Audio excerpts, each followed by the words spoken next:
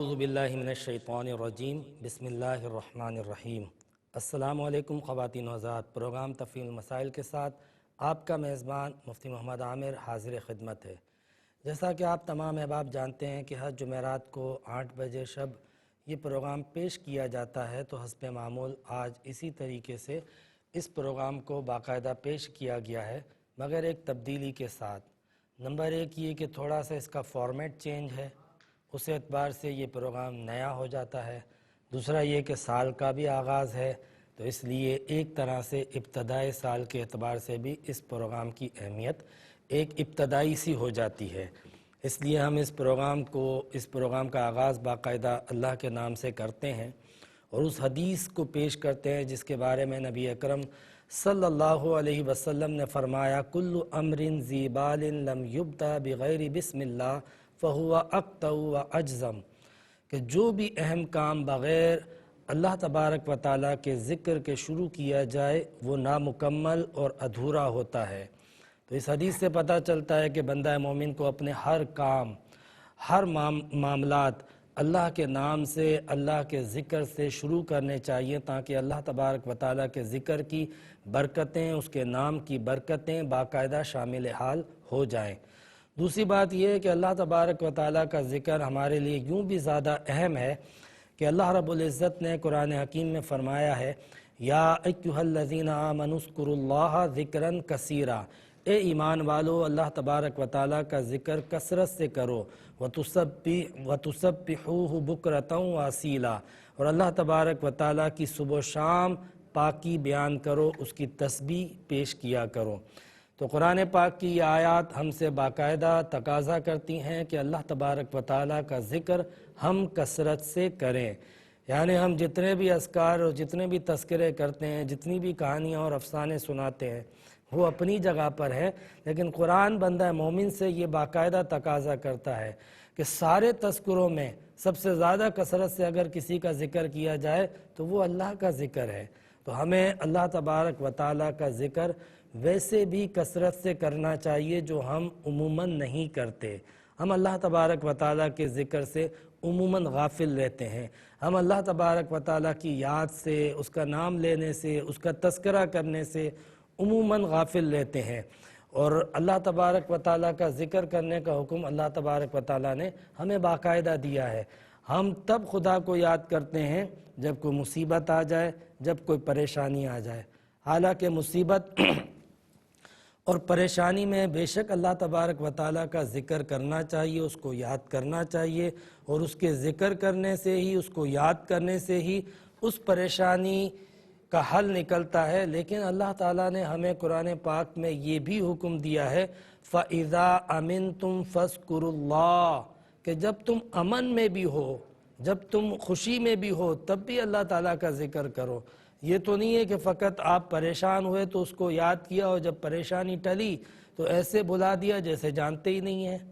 تو یہ تو نہیں ہونا چاہیے، خوشی ہو یا غم ہمیں اپنے رب کو یاد کرنا چاہیے، اپنے دن کا آغاز اللہ کے ذکر سے کرنا چاہیے، اپنی خوشیوں کا آغاز اللہ کے ذکر سے کرنا چاہیے، اپنی زندگی کا آغاز اللہ کے ذکر سے کرنا چاہیے، اپنے جملہ امور اور تمام کاموں کا آغاز اللہ کے ذکر سے کرنا چاہیے۔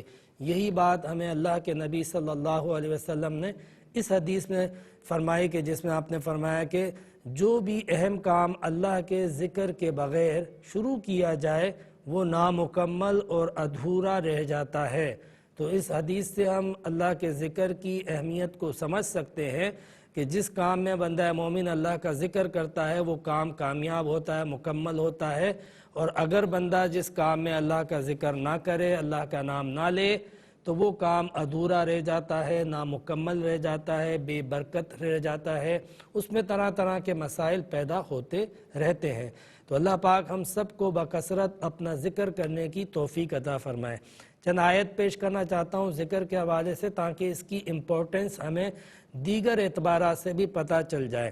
قرآن پاک میں اللہ تبارک و تعالیٰ نے یہ بات فرمائی ہے کہ وَمَنْ أَعْرَضَ عَنْ ذِكْرِي فَإِنَّهُ لَهُ مَعِيشَةً ضَنْكًا، اللہ فرماتا ہے کہ جو میرے ذکر سے اعراض کرتا ہے میں اس کے لیے رزق میں تنگی کر دیتا ہوں۔ ہمارے یہاں پہ یہ بات بکثرت جو ہے وہ دیکھی جاتی ہے، باقاعدہ رزق کی تنگی کا شکوہ عموماً نظر آتا ہے، لوگ بے روزگاری کا، مہنگائی کا اور تنگی رزق کا عموماً تذکرہ کرتے رہتے ہیں، اور ہمارے سامنے بھی کئی لوگ ہیں جو باقاعدہ تنگی کا شکار ہیں، لیکن تنگی کا شکار ہونے کے باوجود مجھے حیرت ہوتی ہے، پتہ نہیں کس کس کا ذکر کرتے ہیں، کہاں کہاں جاتے ہیں، کس کس کے در پہ ہاتھ پھیلاتے ہیں، لیکن نہیں پھیلاتے، نہیں جاتے، نہیں نام لیتے تو اس رب کا نام نہیں لیتے، اس کو یاد نہیں کرتے، باقی سب کو یاد کرتے ہیں۔ تو اگر کوئی اللہ تبارک و تعالیٰ نے دنیا میں ذریعہ بنایا بھی ہے، وہ اپنی جگہ پہ وسیلہ و ذریعہ، لیکن پہلا ذکر جو ہے وہ ہمیں اپنے رب کا کرنا چاہیے۔ انشاءاللہ ہم اس پہ بات کریں گے، لیکن پہلے ایک کالر کو شامل کرتے ہیں۔ السلام علیکم۔ وعلیکم السلام ورحمۃ اللہ وبرکاتہ۔ جی فرمائیے۔ جی میرے کو ایسے نا کہ جو مساعد ترتیب ہوتا ہے، تو اگر قضا نمازیں کرے تو اس میں بھی ترتیب جاری رکھنی ہوتی ہے، یا اگر کوئی نماز رہے تو رہ جائے تو بعد میں قضا کر سکتے؟ نمازوں کی قضا ترتیب، نمازیں ہوتی ہیں۔ اچھا قضا نمازوں کی ترتیب، ٹھیک ہے، میں عرض کرتا ہوں انشاءاللہ۔ ایک اور کالر ہمارے ساتھ ہیں۔ السلام علیکم۔ وعلیکم السلام سر، جی آپ کیسے ہیں؟ ٹھیک ہے اللہ کا شکر، آپ کی دعا ہے۔ سر، ہم دبئی میں ہیں، یہ کرونا کی ویکسین ایک نکلی ہے، جی جی تو اس کا کیا سسٹم ہے کہ بندہ لگا سکتا ہے یا نہیں؟ کیا ٹھیک ہے، میں انشاءاللہ عرض کرتا ہوں، ٹھیک ہے جی۔ تو میں عرض کر رہا تھا کہ قرآن پاک کی یہ آیت جو میں نے آپ کے سامنے سورہ طٰہٰ کی پیش کی، جس میں اللہ تعالیٰ نے فرمایا کہ جو ہمارے ذکر سے غافل ہوتا ہے ہم اس کے رزق میں تنگی کر دیتے ہیں، اور فرمایا کہ وَنَحْشُرُهُ يَوْمَ الْقِيَامَةِ أَعْمَىٰ، اور بروز قیامت ہم اس کو اندھا اٹھائیں گے۔ تو کتنی وعید ہے، مطلب دنیا میں بھی نقصان، مادی اور دنیاوی نقصان بھی، اخروی نقصان بھی۔ ہم بے شمار مسائل آتے ہیں اور ہم اس کے حل کے لیے پتہ نہیں کہاں کہاں جاتے ہیں، لیکن ذرا سا یہ غور کریں کہ ہم رب کو کتنا یاد کرتے ہیں، کتنا تذکرہ کرتے ہیں، کتنا ذکر کرتے ہیں۔ تو ہمیں اللہ تبارک و تعالیٰ کا ذکر کثرت سے کرنا چاہیے۔ اس پہ میں مزید عرض کروں گا، پہلے ایک کالر کو شامل کرتے ہیں۔ السلام علیکم۔ السلام علیکم۔ جی وعلیکم السلام۔ مفتی صاحب 3 سوال ہیں۔ پہلا سوال یہ ہے کہ عصر کی نماز پڑھی تو بھول کے نہ لگا کہ جیسے ظہر کیے تو سنتیں شروع کر دی، تو اگر عصر کے بعد پڑھی جائیں تو اس کے بارے میں کیا حکم ہوگا؟ ٹھیک ہے۔ دوسرا سوال یہ ہے کہ آپ نے فرمایا ہے کہ بسم اللہ پڑھ کے جو کام شروع نہیں کیا جاتا تو اس طرح برکت نہیں ہوتی ہے، جیسے ہم نماز پڑھتے ہیں، روزہ رکھتے ہیں اور جیسے درود پاک پڑھتے ہیں، تو کیا اس سے بھی پہلے بسم اللہ کرنی چاہیے؟ ٹھیک ہے۔ اور میں لاسٹ کوسچن یہ ہے کہ اگر کوئی وضو سے پہلے بسم اللہ پڑھنا بھول گیا تو کیا درمیان میں پڑھ سکتا ہے؟ وہ یہ پڑھنا ہوگا یا جیسے کھانے میں ہم پڑھتے ہیں درمیان میں اس میں بھی پڑھا سکتا ہے بسم اللہ اولہ واخرہ، کیسے کر سکتے ہیں؟ تو کھانے کے درمیان جیسے کرتے ہیں ویسے کس کے درمیان آپ نے پوچھا؟ وضو کے درمیان بھی یہ کر سکتے ہیں کہ شروع میں بھول گئے ہیں تو؟ ٹھیک ہے، میں عرض کرتا ہوں انشاءاللہ۔ بہن نے موضوع سے متعلق، اللہ کے ذکر سے متعلق 2 سوال کیے، اور یہ بڑی اچھی بات ہے کہ ہم کسی بات کو سنیں، سمجھیں، سیکھیں اور اس کے متعلق تذکرہ بھی کریں۔ حضرت ابو بکر صدیق فرماتے ہیں کہ جو مومن ہوتا ہے اس کو نصیحت جو ہے وہ اثر کرتی ہے، یعنی کوئی اچھی بات کہی جائے اگر دل میں ایمان ہے تو وہ دل پہ لگتی ہے۔ ایمان کا یہ ایک بڑا گہرا تعلق ہوتا ہے نصیحت اور اللہ تبارک و تعالیٰ کے ذکر اور اچھی باتوں سے۔ اور اللہ رب العزت نے بھی خود قرآن میں فرمایا کہ ان الذکر تنفع المؤمنین، کہ نصیحت جو ہے وہ مومن کو فائدہ پہنچاتی ہے۔ اور اس آیت کا ایک مفہوم ذکر سے مراد جہاں نصیحت ہے وہاں پہ ذکر بھی ہے، یعنی ذکر جو ہے وہ مومن کو فائدہ پہنچاتا ہے، دنیاوی فائدہ بھی پہنچاتا ہے، اخروی فائدہ بھی پہنچاتا ہے۔ تو میں یہی عرض کر رہا تھا کہ قرآن پاک کی بے شمار آیتیں ہیں جو ہمیں بتاتی ہیں کہ اللہ کے ذکر سے آپ کے بہت سارے مسائل حل ہوتے ہیں، بہت ساری پریشانیاں دور ہوتی ہیں۔ قرآن پاک کے اندر سورہ انفال میں اللہ تبارک و تعالیٰ نے فرمایا یا ایھا الذین آمنوا اذا لقیتم فئۃ فاثبتوا واذکروا اللہ کثیرا لعلکم تفلحون۔ اے ایمان والو، جب تمہارا سامنا ہو کسی دشمن سے اور دشمن کی فوج سے، کسی بہت بڑی فوج اور لشکر سے سامنا ہو جائے، تو ثابت قدم رہو اور اللہ کا ذکر کرو تاکہ تم کامیاب ہو جاؤ۔ تو آپ دیکھو کیسے موقع پہ یہاں پہ بتایا جا رہا ہے کہ کہاں خدا کو یاد کرنا چاہیے۔ انشاءاللہ اس کی تفصیل میں مزید عرض کروں گا۔ ایک کالر کو شامل کرتے ہیں۔ السلام علیکم۔ غالباً کال ڈراپ ہو گئی ہے۔ تو یہ قرآن پاک کی جو آیت تھی جس میں نے آپ کو عرض کیا سورہ انفال میں کہ جس وقت جو ہے وہ ہمارا سامنا ہو جائے دشمن سے تو اس وقت ہمیں جو ہے وہ ثابت قدم بھی رہنا ہے اور اللہ کا ذکر کرنا ہے۔ یہی وجہ آپ نے دیکھا ہوگا کہ مسلمان مجاہدین جب لڑتے ہیں، لڑنے جاتے ہیں، تو جب دشمن کا سامنا ہوتا ہے تو پہلے نعرہ تکبیر اور اللہ کا ذکر کرتے ہیں کہ اللہ کا ذکر آپ کی کامیابیوں کی ضمانت ہے۔ انشاءاللہ ایک وقفے کے بعد گفتگو کو جاری رکھیں گے۔ ملتے ہیں مختصر سے بریک کے بعد۔ خوش آمدید خواتین و حضرات، ہمارے ساتھ ایک کالر ہیں، دیکھتے ہیں وہ ہم سے کیا پوچھنا چاہتے ہیں۔ السلام علیکم۔ وعلیکم السلام۔ مفتی صاحب میرا یہ سوال ہے کہ انسان جو قضا نمازیں پڑھتا ہے نا تو اگر اس کی نیت اس طرح کرے کہ گزشتہ نماز میں نے چھوڑی ہے میں اس کی نیت کرتی ہوں تو اس طرح صحیح ہو جائے گا؟ ہم اگر گزشتہ نماز تو بہت ساری ہوتی ہیں نا تو اس میں سے کون سی فرض جو بھی عبادتیں ہوتی ہیں نا اس کی تعین ضروری ہوتی ہے۔ اب ظاہر سی بات ہے ہمیں یاد نہیں ہوتا کہ کون سی کب چھوڑیے، تو کس طرح متعین کرے کہ کون سا دن تھا، کون سی تاریخ تھی، کون سا سن تھا۔ میں اس کا آسان طریقہ انشاءاللہ عرض کروں گا آپ کو۔ ٹھیک ہے، میں انشاءاللہ عرض کرتا ہوں۔ تو میں عرض کر رہا تھا کہ قرآن پاک میں سورہ انفال کے اندر اللہ تبارک و تعالیٰ نے فرمایا جب تمہارا دشمن سے سامنا ہو، یعنی ایک اتنی بڑی آپ کے اوپر آزمائش اور مشکل گھڑی موجود ہے، لیکن وہ کہتا ہے کہ بس میرا اس وقت آپ ذکر کرو اور ثابت قدم رہو، لعلکم تفلحون، تاکہ تم فلاح پا جاؤ گے۔ تو کامیابی کی ضمانت اللہ تبارک و تعالیٰ دیتا ہے کہ میرا ذکر تو کرو، یعنی مصیبت میں بھی اللہ تعالیٰ کا ذکر کرنا ہے، امن میں بھی اللہ کا ذکر کرنا ہے، خوشی میں بھی اللہ کا ذکر کرنا ہے، غم میں بھی اللہ کا ذکر کرنا ہے، کشادگی میں بھی اللہ کا ذکر کرنا ہے، تنگی اور تنگ دستی ہو تب بھی اللہ کا ذکر کرنا ہے۔ تو وہ ذکر جو اللہ تبارک و تعالیٰ کا ہوگا ہر حال میں آپ کو فائدہ پہنچا رہا ہوگا، کہیں آپ کے لیے صبر کا باعث بن رہا ہوگا، کہیں آپ کے لیے شکر کا باعث بن رہا ہوگا۔ آپ دیکھیں نا ہمیں جو ایک تربیت دی گئی ہے وہ یہی تربیت دی گئی ہے نا، آپ صبح فجر کی نماز پڑھتے ہیں، اٹھنے کے بعد یعنی پہلے اللہ کا نام لیتے ہیں، اور سونے سے پہلے ایک نماز فرض کی گئی جسے عشاء کہتے ہیں، تو گویا کہ آپ کے دن کا اختتام اللہ کے نام سے ہو، اللہ کے ذکر سے ہو۔ اسی طریقے سے آپ دیکھیں کہ عید کے دن باقاعدہ جو ہے وہ سب سے پہلا جو عمل کیا جاتا ہے نماز عید، یہ اس بات کا اعلان ہوتا ہے کہ بندہ مومن اپنی خوشیوں کا آغاز اللہ کے ذکر سے کرتا ہے۔ اسی طرح اگر کوئی پریشانی، مصیبت، مشکل آ جائے تو ہم کہتے ہیں انا للہ و انا الیہ راجعون، یعنی اس وقت بھی ہم اس کا ذکر کرتے ہیں۔ یہاں تک کہ اگر کوئی پیدا ہوتا ہے بچہ تو ہم اس کے کان میں اذان دیتے ہیں، مرتا ہے تو نماز پڑھتے ہیں۔ تو زندگی کا آغاز اور اختتام ہو، دن کا آغاز یا اختتام ہو، خوشیوں کا آغاز ہو یا کوئی غم ہو، ہر حال میں بندہ مومن اللہ تبارک و تعالیٰ کا ذکر کرتا رہتا ہے۔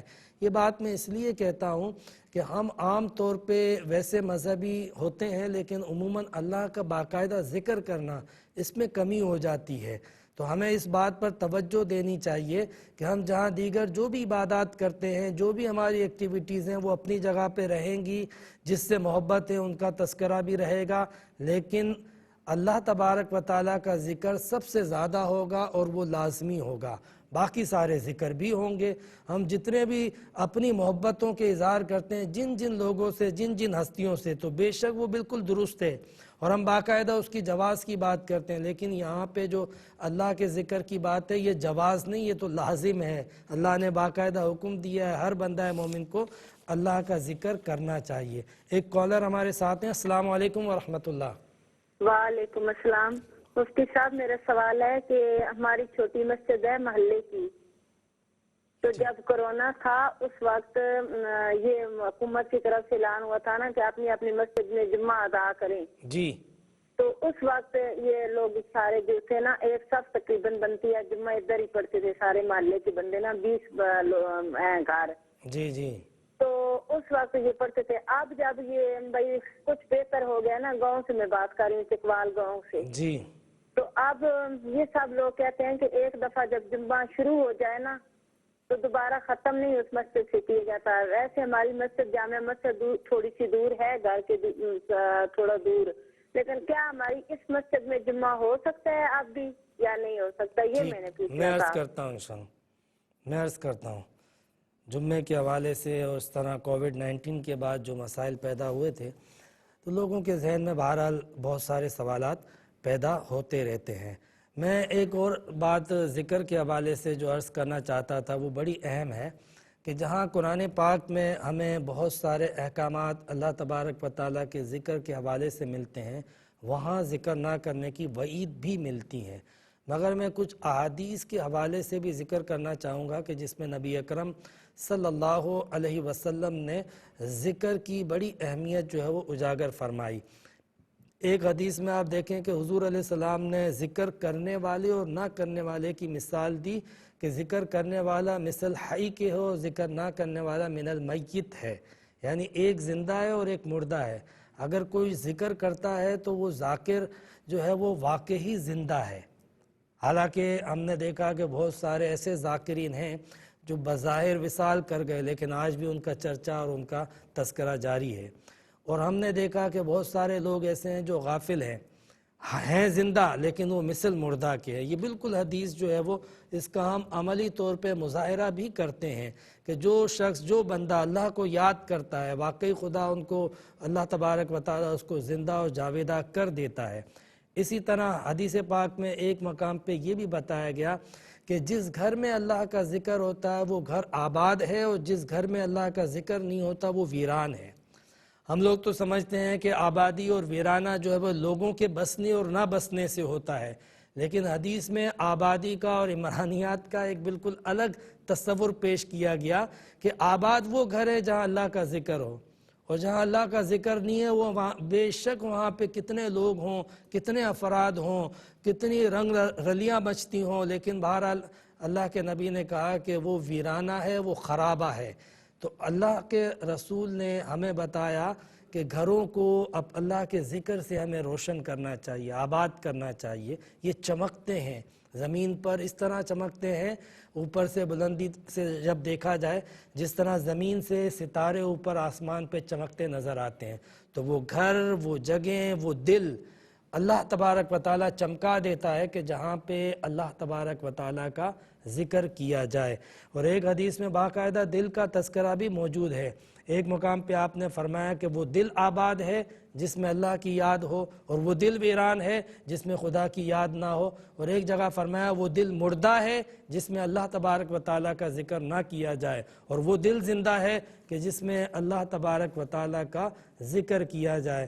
تو یہ جو ضمیر جو مردہ ہو جاتا ہے, ہم کہتے ہیں دل مردہ ہو گیا ہے, یہ مردہ ایسے ہوتا ہے کہ اس کا ذکر نہیں کرتے ہیں, دلوں میں سختی پیدا ہو جاتی ہے, قساوت پیدا ہو جاتی ہے, ضمیر مر جاتا ہے اور پھر کوئی بات کوئی نصیحت اثر نہیں کرتی ہے. تو اس کی وجہ یہ ہے کہ اللہ تبارک و تعالیٰ کا ذکر ہی نہیں کیا, اس کی یاد سے اپنے دل کو پاک اور صاف نہیں کیا, اس کے ذکر سے اپنے دل کو نرم نہیں کیا, بلکہ قساوت پیدا کرتے رہے غفلت کی وجہ سے, بیہودہ باتوں کی وجہ سے, بیہودہ تصورات اور خیالات کی وجہ سے. تو لازمی سی بات ہے کہ وہ دل مردہ بھی ہوگا, ویران بھی ہوگا. تو ہمیں ضرورت ہے کہ ہم اپنے گھروں کو آباد کریں, اپنے دلوں کو آباد کریں, اپنے دلوں کو زندہ کریں, اپنے آپ کو زندوں میں شمار کریں اللہ کے ذکر کے ذریعے. اور پھر اسی ذکر کی جو برکتیں ہیں دنیاوی اخروی ہم اس کو بھی حاصل کریں. انشاءاللہ عرض کرتا ہوں, میں ایک کالر کو پہلے شامل کرتے ہیں. السلام علیکم. وعلیکم السلام. میں خود وعلیکم السلام. ٹھیک ٹھاک جو جی فرمائیے.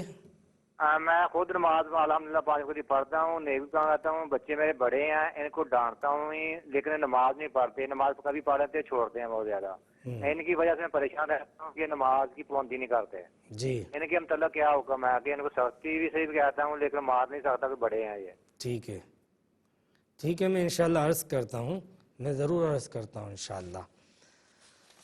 ایک بات جو ذکر سے غفلت اختیار کرتے ہیں ان کے حوالے سے کچھ آیات پیش کرنا چاہتا ہوں۔ قرآن پاک میں سورہ منافقین میں اللہ تبارک و تعالیٰ نے منافقین کی علامات میں سے ذکر کیا، وَلَا يَذْكُرُونَ اللَّهَ إِلَّا قَلِيلًا۔ یہ جو منافق ہوتے ہیں نا، یہ اللہ کا ذکر بخل کے ساتھ کرتے ہیں، بہت تھوڑا کرتے ہیں، اللہ کا ذکر ان سے نہیں ہوتا۔ تو آپ اپنے آپ کو پرکھیں کہ ہم اللہ کا ذکر قلیل کرتے ہیں یا کثیر کرتے ہیں، تاکہ ہمیں پتہ چلے مومن ہیں منافق ہیں، کیونکہ منافقین کی یہ علامت قرآن بیان کر رہا ہے کہ یہ اللہ تبارک و تعالیٰ کا ذکر قلیل کرتے ہیں، وَلَا يَذْكُرُونَ اللَّهَ إِلَّا قَلِيلًا۔ اسی طرح قرآن پاک کے اندر سورہ مائدہ میں اللہ تبارک و تعالیٰ نے شیطان کے مقاصد میں سے ایک اہم ترین مقصد یہ بیان کیا، وَيَصُدُّكُمْ عَنْ ذِكْرِ اللَّهِ۔ شیطان کے بہت سارے کام ہیں، لیکن ان کاموں میں سے ایک اہم ترین کام وہ یہ ہے کہ تمہیں اللہ کی یاد سے غافل کر دے، کیونکہ اس کا فائدہ اسی میں ہے نا کہ جب بندہ اپنے رب کی یاد سے غافل ہوگا تو وہ شیطان کے قریب ہو سکے گا۔ ایک کالر کو شامل کرتے ہیں انشاءاللہ، پھر اس پہ عرض کروں گا۔ السلام علیکم۔ ہلو، وعلیکم السلام سر۔ جی فرمائے۔ سر میں پوچھنا چاہ رہا ہوں کہ جو شخص دیوانہ یا پاگل ہوگا وہ کیا جنت میں جائے گا یا دوزخ میں؟ ٹھیک ہے، میں عرض کر دیتا ہوں ان کے بارے میں بھی، اور آپ اپنے بارے میں بھی سوچتے ہیں نہیں سوچتے ہیں کہ میں کہاں جاؤں گا؟ جس طرح بزرگوں کا طریقہ تھا کہ وہ اس فکر میں رہتے تھے پتہ نہیں بخشش ہوئی کہ نہیں۔ انشاءاللہ عرض کرتا ہوں، میں ایک بریک لیتے ہیں مختصر سا۔ السلام علیکم۔ السلام علیکم خواتین و حضرات، انشاءاللہ ہم ذکر پہ جو گفتگو کر رہے ہیں، چونکہ یہ آخری سیگمنٹ ہے، آپ کے سوالات کے جوابات بھی دینے ہیں، تو اس گفتگو کو اور اللہ تبارک و تعالیٰ کے ذکر کی اہمیت کی عظمت کو انشاءاللہ اگلے ہفتے بھی ہم تذکرہ اس کا کرتے رہیں گے، اسی موضوع پہ بات کریں گے۔ ہمارے ساتھ سب سے پہلے جو کالر تھی، جو محترمہ تھیں، انہوں نے سوال کیا تھا کہ جس طرح فرض نمازوں میں وقتی نمازوں کے اندر ترتیب ضروری ہوتی ہے، فجر، ظہر، عصر، مغرب، عشاء، تو کیا اسی طرح قضا نمازوں میں بھی ترتیب ضروری ہوتی ہے؟ تو دیکھیں، ترتیب اور تعین نمازوں کے اندر ضروری ہوتی ہے، لیکن اس کے لیے جس کے اوپر نماز قضا نہ ہو، کم سے کم وہ 5 نمازوں سے زیادہ اگر قضا ہو جائیں کسی کے اوپر تو پھر وہ صاحب ترتیب نہیں رہتا ہے۔ البتہ نمازوں کی تعین ضروری ہوتی ہے۔ آپ چاہیں تو پہلے ساری فجر پڑھ لیں، پھر ساری ظہر پڑھ لیں جتنی قضا ہیں، پھر ساری عصر پڑھ لیں، تو یہ ترتیب اگرچہ کہ نہیں ہے لیکن تعین پھر بھی ضروری ہوتی ہے۔ تعین یہ ہوتی ہے کہ بالفرض آپ کے اوپر 2-3 سال کی نماز فجر قضا تھی، تو اب آپ کون سی نماز اس میں سے قضا کر رہے ہیں؟ تو اس کا طریقہ یہ ہوگا کہ آپ جو ہے وہ اپنی جتنی نمازیں قضا ہیں اس میں سے آپ کہیں گے جو سب سے پہلی قضا ہوئی تھی میں وہ والی فجر کی نماز قضا کرتا ہوں۔ جب وہ ہو جائے گی اس کے بعد دوبارہ دوسری قضا کرنی ہو تو آپ یہ بھی کہہ سکتے ہیں جو میری دوسری قضا ہوئی تھی، اور آپ یہ کہہ سکتے ہیں کہ جو میری سب سے پہلی ہوئی تھی، کیونکہ وہ جو پہلی تھی وہ پڑھ لی، اس کے بعد والی پہلی بن جائے گی۔ تو آپ اس طریقے سے نماز کی معمولی سی تعین کر کے اس نماز کو نیت میں متعین کر کے پھر قضا کریں گے۔ ہمارے ساتھ ایک کالر ہے۔ السلام علیکم۔ السلام علیکم۔ وعلیکم السلام۔ جی فرمائیے۔ میں نے سوال کیا تھا کہ ہم کسی کوئی چیز خاص اللہ کی رضا کے لیے چھوڑ دیتے ہیں جی، اور دوسرے ہی لمحے چند ہی گھنٹوں میں ہمیں اس سے ڈبل چیز ملتی ہے، تو یہ انعام ہے یا امتحان ہے؟ ٹھیک ہے، انشاءاللہ میں انشاءاللہ عرض کرتا ہوں۔ یہ ہم سے بھائی نے ایک سوال پوچھا تھا کہ کرونا کی جو ویکسین آ گئی ہے تو کیا ہم اس کو استعمال کر سکتے ہیں یا نہیں کر سکتے ہیں؟ تو دیکھیں، جو بھی میڈیسن ہے تو میڈیسن کو ویکسینیشن میں تو پھر ویسے بھی کوئی اتنا بڑا ایشو نہیں ہوتا، تو ویکسین کو ویسے استعمال کرنے کا یوں کوئی شرعی مسئلہ نہیں ہے، لیکن اگر کوئی میڈیکل پوائنٹ آف ویو سے اور اگر کوئی سوشل پوائنٹ آف ویو سے اگر کوئی ایشو ہے تو اس ایشو کو آپ دیکھ سکتے ہیں کہ آیا کہ اس ویکسین کی اتھنٹسٹی کیا ہے، اس ویکسین کی جو ہے وہ اثرات کیا ہیں، نتائج کیا ہیں اس کے استعمال اور مارکیٹ کے اعتبار سے، اس کے ریٹ کے اعتبار سے، تو وہ چیزیں آپ دیکھ سکتے ہیں۔ ویکسین ویسے استعمال کرنے کے حوالے سے اگر کوئی آپ کو لگتا ہے کہ یہ مرض ہے اور اس ویکسین کے استعمال کرنے سے یہ مرض دور ہو سکتا ہے تو آپ یو کین ٹرائی، آپ کر سکتے ہیں ٹرائی، اللہ تعالیٰ شفا دینے والا ہے۔ ہمارے یہاں پہ ہر چیز کو جو ہے وہ بہت زیادہ اس طریقے سے پابندی کر دیتے ہیں تو ایک مطلق اللہ تبارک و تعالیٰ نے اجازت دے دی ہے کہ آپ اپنا علاج کریں، دوائیوں کا اور شفا کا ایک نظام ہے، تو لہٰذا ہمیں اس کو اختیار کرنا چاہیے۔ جو حرام چیز ہے، کسی بھی ناپاک چیز کے استعمال کی ایک کنڈیشن ہے، وہ کوئی بھی دوائی ہو تو اس میں ہمیں منع ہے، تو ہمیں اس سے بچنا چاہیے۔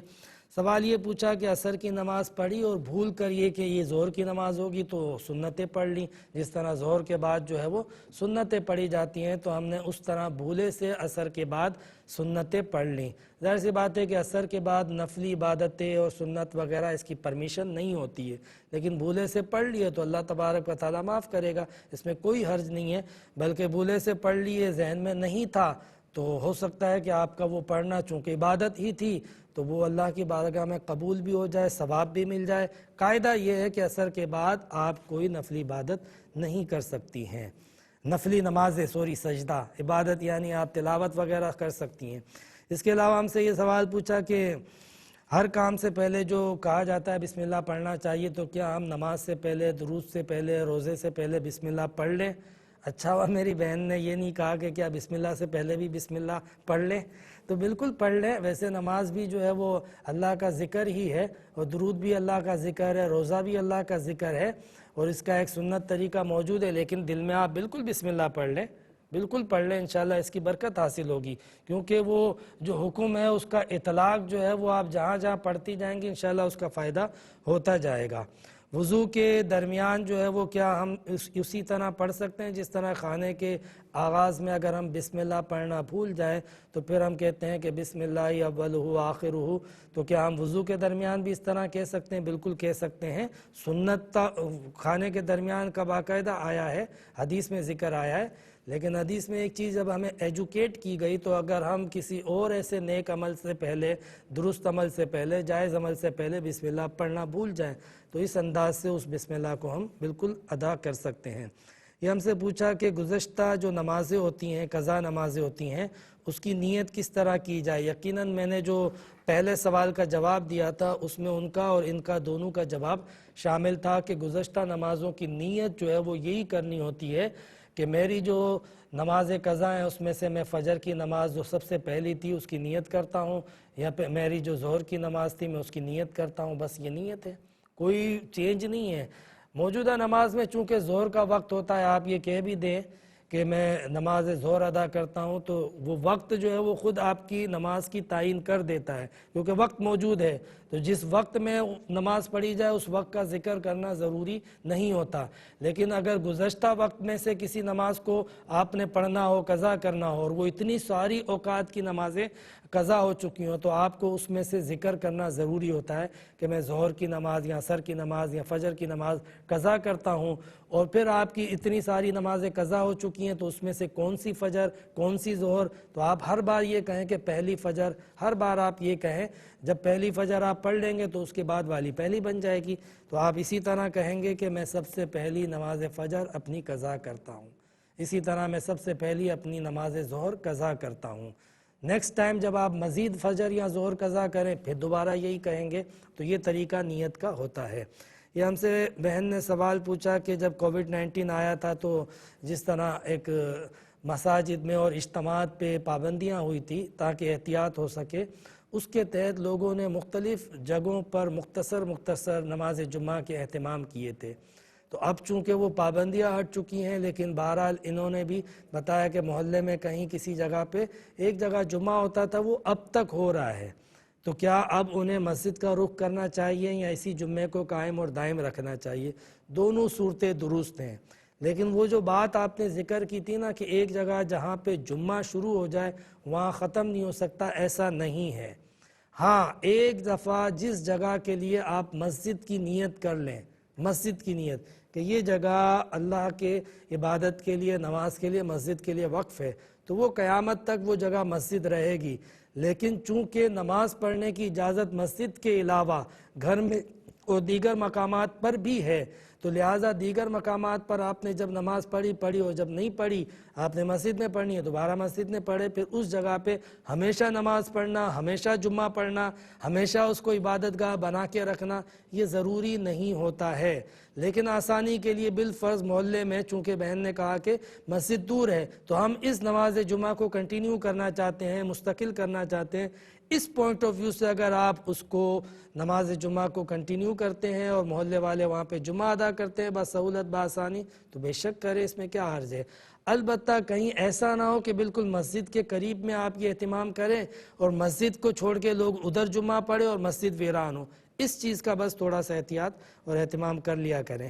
یہ سوال ہم سے پوچھا کہ میں نماز پڑھتا ہوں اور میں اپنے بچوں کو بھی کہتا ہوں، نماز کی تاکید بھی کرتا ہوں، لیکن کبھی کبھی وہ پڑھتے ہیں کبھی نہیں پڑھتے ہیں، تو کس طرح میں ان کو کیا سختی کروں، کیونکہ بڑے بچے ہیں۔ بالکل آپ جو اپنا فرض ہے وہ پورا کرتے ہیں اور سختی نہ بھی کریں، لیکن آپ تھوڑا سا آہستہ آہستہ پیار محبت سے بھی سمجھاتے رہیں۔ دیکھیں حدیث شریف میں اجازت دی گئی ہے، جو بالکل ابتدا میں جو ہے نا بچے کو تھوڑا سا سخت ہو کے بھی کہیں گے نا تو وہ جو بچے کی جو ڈائریکشن غلط ہوتی ہے وہ سیدھی ہو جاتی ہے، لیکن جب بچے بڑے ہو جاتے ہیں نا تو پھر سختی اتنی جلدی جو ہے وہ فائدہ نہیں پہنچاتی جتنی محبت اور نرمی اور نصیحت فائدہ پہنچاتی ہے، اور وہ آپ نصیحت کر رہے ہیں اور مجھے امید ہے کہ انشاءاللہ آپ کی وہ نصیحت جو ہے نا وہ کام آئے گی اور اللہ تبارک و تعالی آپ کی اس نصیحت کی برکت سے ان کے دل میں اثر بھی پیدا کرے گا۔ اس کے ساتھ آپ ایک کام یہ بھی کر لیا کریں کہ اللہ تبارک و تعالی سے اپنی نماز کے بعد دعا مانگے کہ یا اللہ میری اولاد کو بھی نماز کی توفیق عطا فرما اور میری اولاد کو دین کا سچا خادم بنا۔ یہ دعا بھی کریں میری اولاد کو نیک سعادت عطا فرما، تو انشاءاللہ وہ دعا بھی انہیں فائدہ پہنچائے گی۔ تو یہ جو بھائی نے ایک سوال پوچھا تھا کہ دیوانے اور پاگل، تو دیکھیں جتنے بھی شریعت کے احکامات ہیں اس میں آپ کو ہمیشہ بتایا گیا ہے کہ اس کے مکلف ہوتے ہیں عاقل، جو صاحب عقل ہوں، مجنون نہ ہوں، تو لہٰذا جو ہے وہ پاگل اور مجنون پر اس کا گناہ نہیں ہوگا۔ اللہ کی رضا کے لیے خاص جو کام کیا جاتا ہے اس کے بدلے جو کچھ بھی ملتا ہے وہ یقیناً اللہ کی طرف سے انعام ہی ہوتا ہے۔ انشاءاللہ اگلے ہفتے ہم ملاقات کریں گے اسی موضوع کے ساتھ، اسی وقت اسی دن۔ السلام علیکم ورحمۃ اللہ۔